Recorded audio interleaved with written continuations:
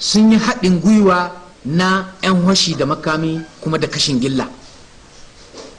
Wagga laihin ita kaɗai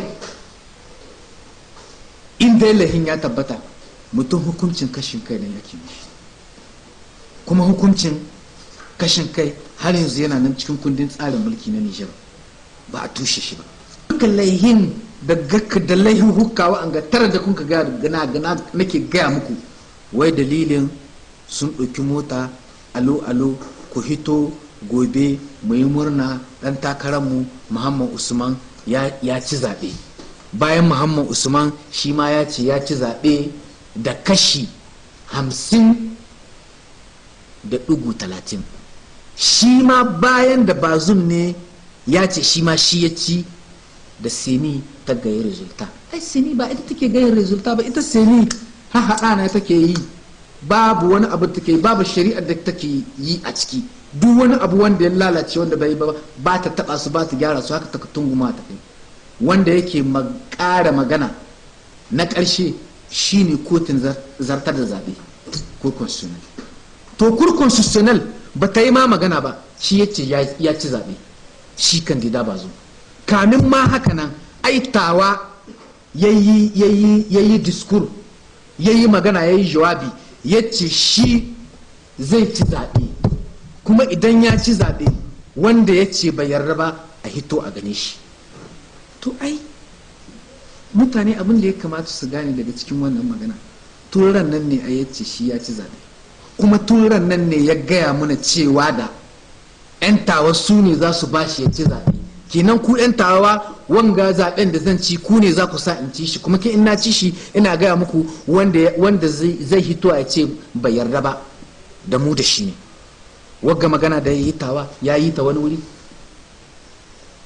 To abu ne wanda yake kun ga mutane an zo an yi bincike gidajensu, kuma ya aka zo aka yi bincike gidajensu ɗakin magidaci kawai ake shiga, kuma bayan an shiga ɗakin magidaci takardu ne ake nema, wai ina ne suke hujjojin Muhammad Usman a rike su ga ya kai su kurkusu. Ga gurin abun ha sinan yanzu an ga laihukan duka da na gaya muku su kai gaban jiji ya ce ya ba mutane kasan talala. Ai kun san abun hankali zai gane cewa da bai da wani mahimmanci. To abu ne suke cikin tsoro, sun hirgita, su kama wannan kama dungu kama mari. Ai dan kun kama hamma kun kama wa ba shi bane zai regilan problem ga yana inda an ka ce kun yi sata qur'a, kuma kun yi sata qur'a sai ku ce Allah ya baku. Mutum yayi sata yau ce Allah ya bashi. To Muhammad Usman ya ce ba zai yarda ba, bai bukata yayi wani kuwa wani yana wani harguwa wani Muhammad Usman democrat ne. Duk cikin wannan abun ai kowa yana da hankalin da cewa da yau akwai rashin yarda tsakaninmu da hukumar da za ta yanke mana shari'a, duk da mun san da akwai rashin yarda dangance da abin da ta yi baya, kuma wanda baɗan Nijar da ya ji ya saurari abin da wannan Cour constitutionnel ta yi can baya ba zai ba ta yarda ba. Amma duk da haka nan Muhammad Usman ya ce hukuma ce a barta a gaban abin da za ta yi, to ta yi abin da za ta yi magani. To biro electoral kin da bai yi aiki ba, kakane su delegen mu za su samu masu ce ga kurakuran da an kai. To kenan wa'annan biro de vote ya ce a komo a diba su. Don haka wakilan shi na hukumar zaɓe jihar Tawa suka kisa hannu resulta wa'annan na hukumomin 12 na zaɓe na jihar Tawa.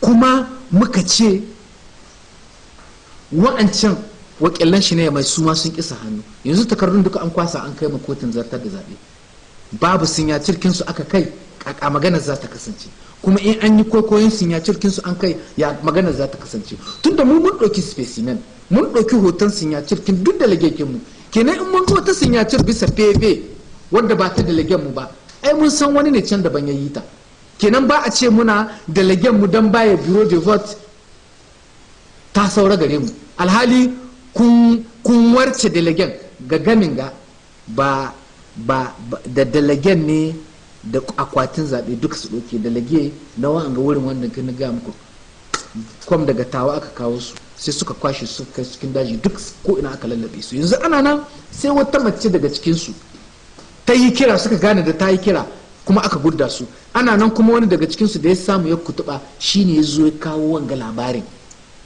musamman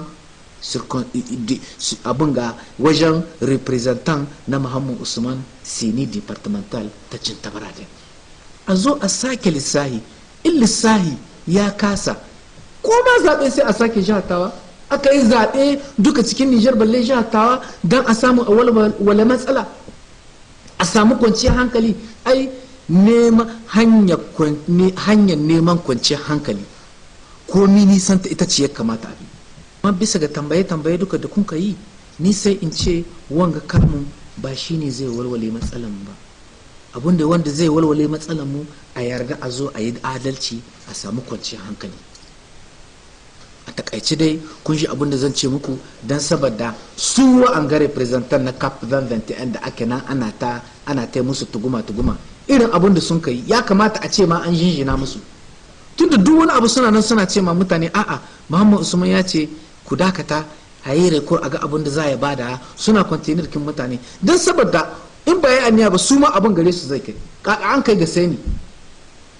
Yanzu in sun ce jira ne suke don suna jira ba, yanzu an ce ba haka nan ba ne, da ku wanda kuke bisa ikon yanzu da su wa'anga 'yan kaɓar da suke son su hau iko duka hasan da guda za su sa su bige ku ha. Ya musu kashe ne, ya ce dose ba mutuwa ya yi ba, yana nan duk lokacin da ya tuna zai kire su. Sai ya zama to ga lokacin da ma muke magana gaban jiji mai bincike, sai aka ce muna an kama wani Abdurrahman Saidu wanda shi ne rapporteur ido da kunnen Muhammad Usman a reshen jihar da magaram na gundumar da magaram gaba ɗaya na zaɓe. Aka je aka kama shi. Yanzu kuma na nan kanun muhara wagga magana da ku aka kire ni aka ce an kama sheku. Shi sheku wanda juji ya saki ne, kuma yanzu procurer ya kama shi.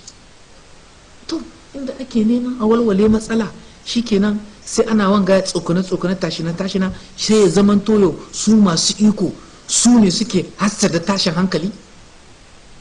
Tun da yau ku ce ku je ku yi bincike gidajen mutane alhali bisa ga maganan abin da ma ba a yi ba. To ai ana nan ana gai su polisai da suke tashi su je su yi wannan binciken ko su tashi su je su hana mu mutane menene ake cewa su yi taro ko su nuna murna su ko ɓace ransu. Ai iyalansu suna nan zama tare da mu. Ai kuma duka abin da muke ji su ma 'yan Nijar ne suna jin shi.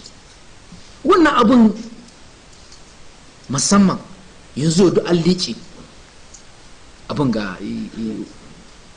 takwanar kama internet duk an liƙe gurbin cibiyoyin siyasar su an liƙe, alhali su wancan nasu yana buɗe, kuma cikin kamu su ɗaya ake kamu. To kun gani wanga hihito, wanga bambanci, wanga wariya, wanga son rai, to zai kai mu ga bacin rai. Ba wata ba, ya kamata a sa ma zuciyoyi ruwan sanyi. Tun da alhali shi wannan mutumin wanga bawan Allah Muhammad Usman yana nan yana taushe mutane, to in kuka kai shi wurin da bai iya taushe mutane, to za su iso duka gari. Abin ya kai matsala. To akwai magajin gari na haka nan ne kamun wanda an kai kaga a tugumi magajin gari da laihi hanyoyin kama shi da hanyoyin rike shi ba ɗaya yake ba da irin namu, kuma duka an an kama su an buga an yi haka an gama duk shi ne nace muku abu ne ake yi na cikin tsoro, an kasa bambanta ɗan duma da kubiya. Ai ko ma kana son ka zargi mutum ka yi abun da hankali zai gane. Yanzu shi wanga abun ba kumiya ne ba, duka ku sa wanga abun ko terrorist ba a sa ma wanga lahin ba. Kamar ya matakin kama magajin gari yake a lokaci mataki alkali mai zargi na kotun koli shine yake da incin ya kama su, ko da yake daga ciki yana iya ba umarnin alkali mai zargi wanga na ƙasa ya yi shi, amma alkali na kotun koli shi mai zargi alkali mai zargi na kotun koli shine yake da incin ya yi interpellation ya ce a kama su kuma ba haka aka yi ba. Kuma kamun su inda ya kamata a rike su idan ma ya kai a rike su ba nan ya kamata a rike su ba cikin gunduma su inda suke. Kuma magajin gari kai wanga mai tambaya shi magajin gari ai in akwai wanda bai son a kare gari magajin gari ne. Baka ga ko dizi Desambar aka yi ba, magajin garin ne hankalin su tashi za a yi, inda za a ce mawanga ya tashi aiki ne za a yi wani unwani jama'a, amma kaga dukkan su ne ake sa malahi, su ma ta kansu suke wa wannan harkar ta jama'a, su ma ta kansu suke.